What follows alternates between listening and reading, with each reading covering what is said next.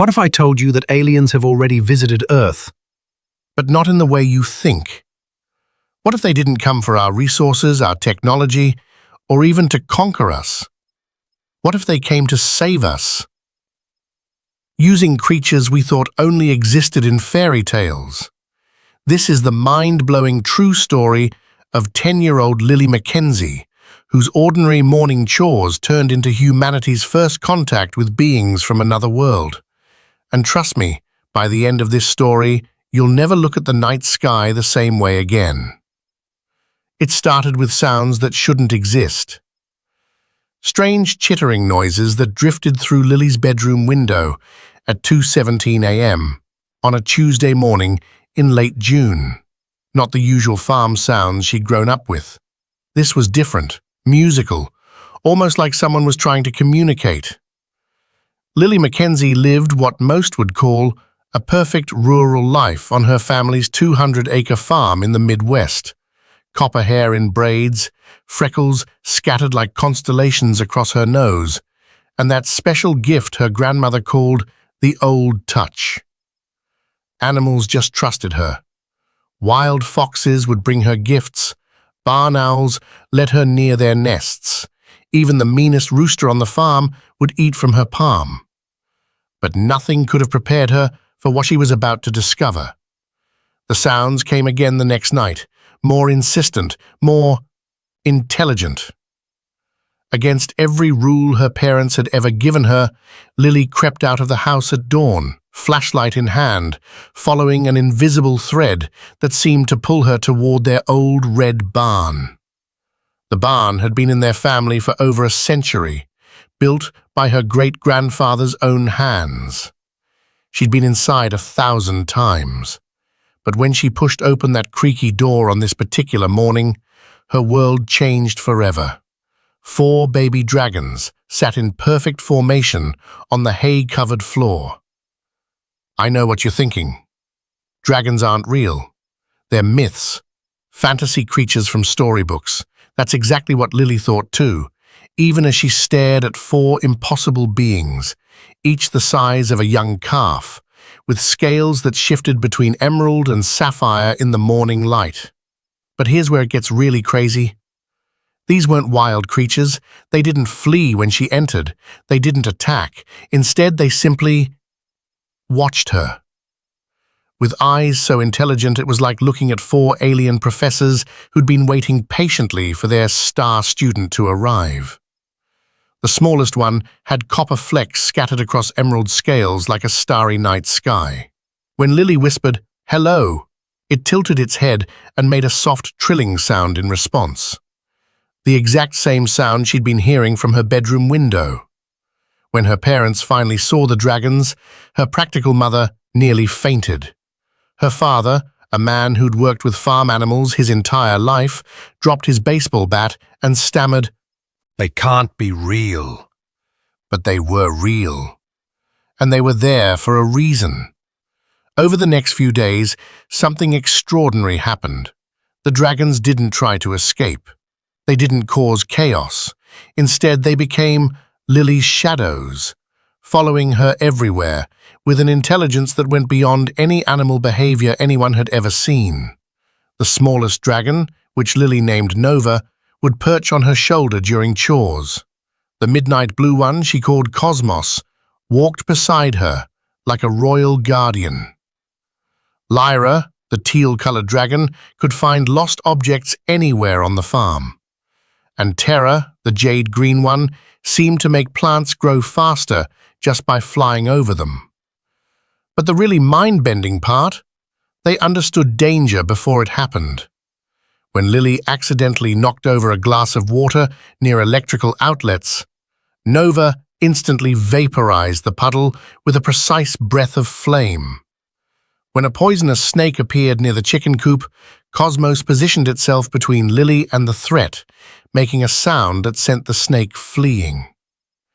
These aren't wild animals, Lily's mother realized. They're acting like they were programmed, like they were assigned to you, Lily. That's when they found the evidence.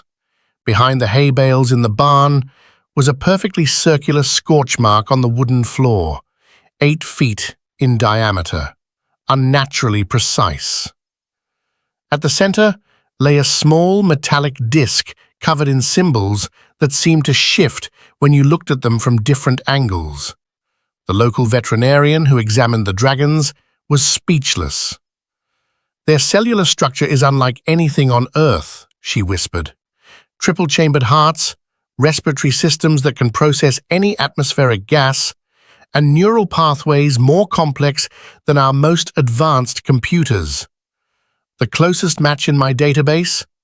Theoretical models for organisms that could survive on alien planets." But the biggest shock was yet to come.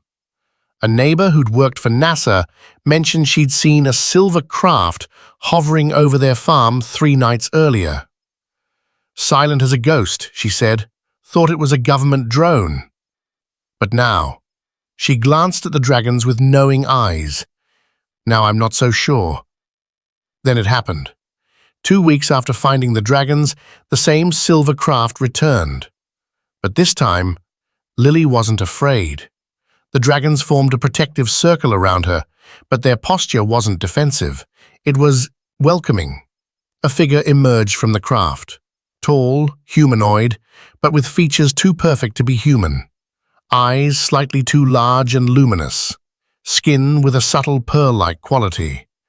It raised its hand in what could only be a universal gesture of peace. Then it showed her the truth.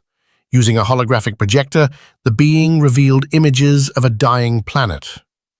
A world where dragon-like creatures had once soared through crimson skies in massive formations. The great dragons were becoming smaller, fewer. Their species was facing extinction.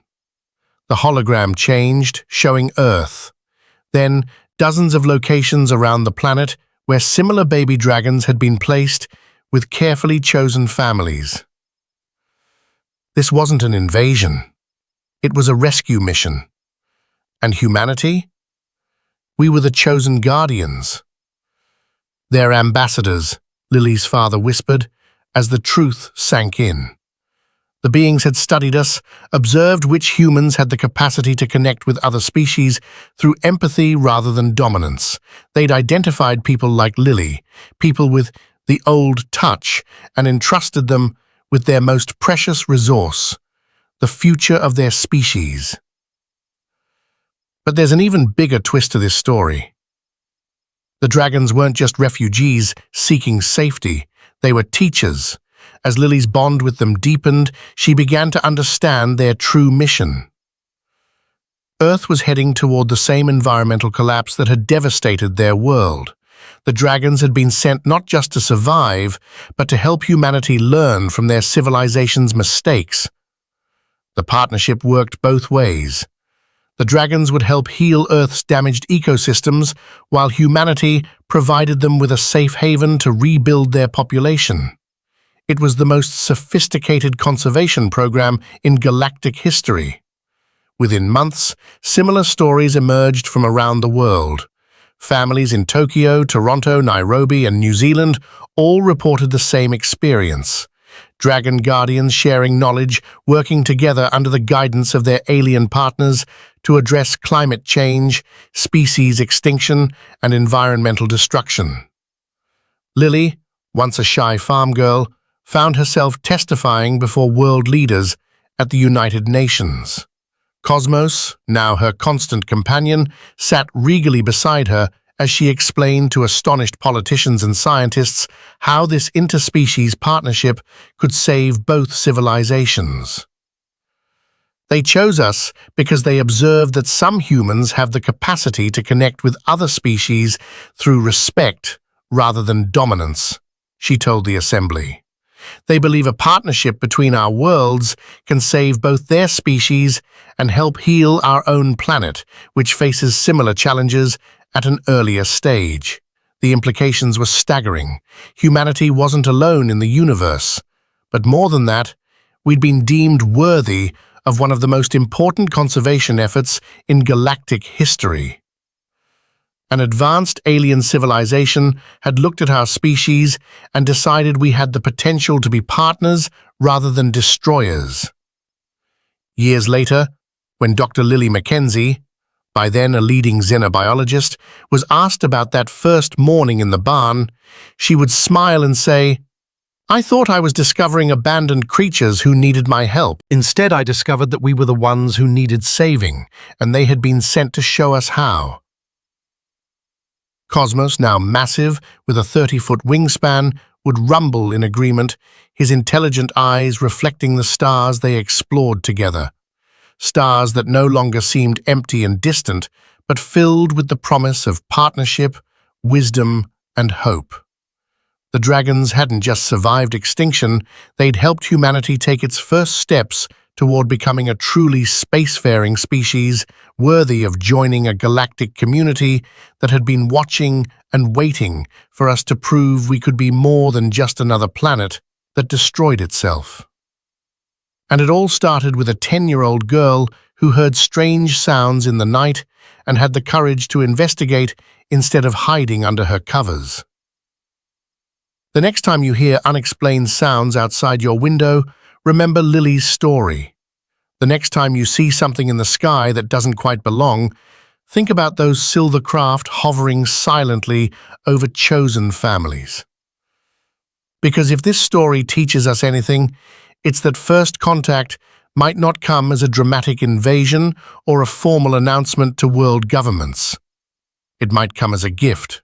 4 baby dragons sitting patiently in a barn, waiting for someone with the old touch to find them and begin the greatest partnership in human history. The universe is vast, ancient, and full of wonders we're only beginning to understand. And somewhere out there, other civilizations are watching, waiting to see if we're ready to join them among the stars. Thanks to one brave girl and 4 impossible creatures, that journey has already begun.